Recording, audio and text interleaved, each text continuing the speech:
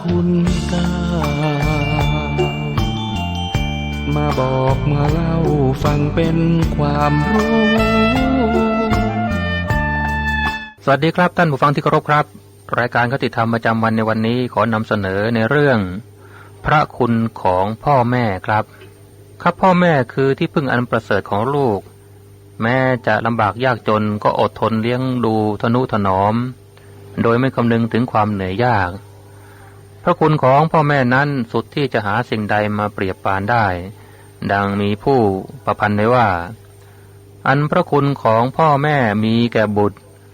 จะเปรียบดุจด้วยสิ่งใดก็ไม่สม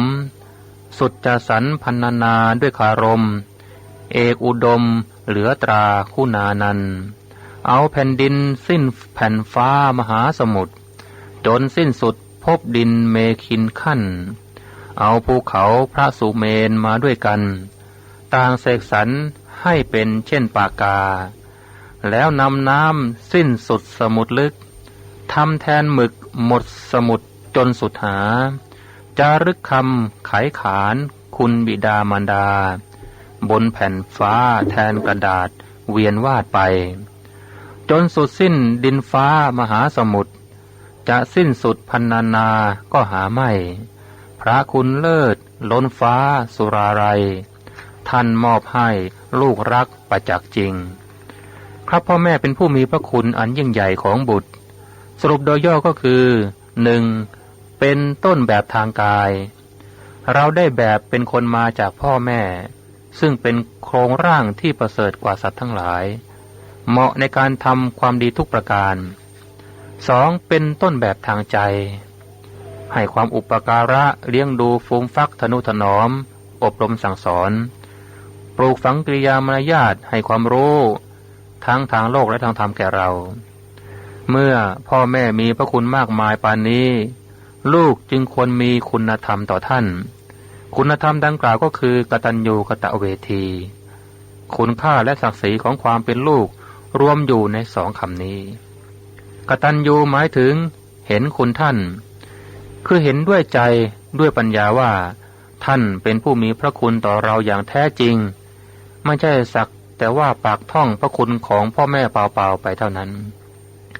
กตเวทีหมายถึงการทดแทนพระคุณของท่านซึ่งเราต้องทำ2ประการคือ 1. ประกาศคุณท่านไม่ใช่ไปประกาศตอนที่ท่านเป็นศพโดยการเขียนในหนังสือแจกงานศพแต่หมายถึงลูกทุกคนคือตัวแทนของพ่อแม่จงประกาศคุณท่านด้วยความประพฤติของเรานี่แหละต้องประพฤติดีไม่ทำตัวเป็นพาลเกเรไม่ประพฤติต่ำทราม 2. ตอบแทนคุณท่านแบ่งเป็น2ช่วงคือเมื่อท่านยังมีชีวิตอยู่ก็ช่วยเหลือกิจการงานของท่านเชื่อฟังคำสั่งสอนของท่านเลี้ยงดูท่านดูแลปฏิบัติการกินการอยู่ของท่านให้สะดวกสบายและเอาใจใส่ช่วยเหลือเมื่อท่านเจ็บป่วยกับเมื่อท่านล่วงลับไปแล้วก็จัดพิธีศพให้ท่านและทำบุญอุทิศส่วนกุศลให้ท่านอย่างสม่ำเสมอเพียงเท่านี้ก็เป็นที่พอใจและยินดีอย่างยิ่งของพ่อแม่แล้วเปรียบพ่อแม่เช่นโคมทองของชีวิตช่วยชี้ทิศช่วยนำทางช่วยสร้างสรรค์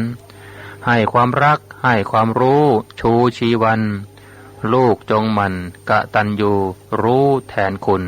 ครับสวัสดีครับ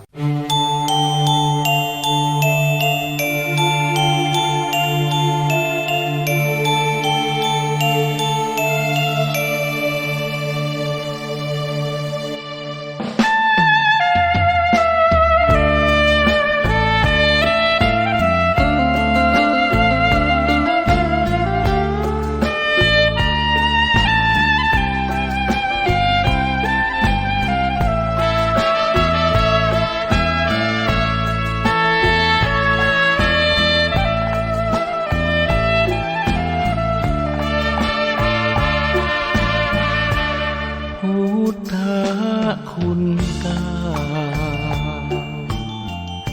มาบอกมาเล่าฟังเป็นความรู้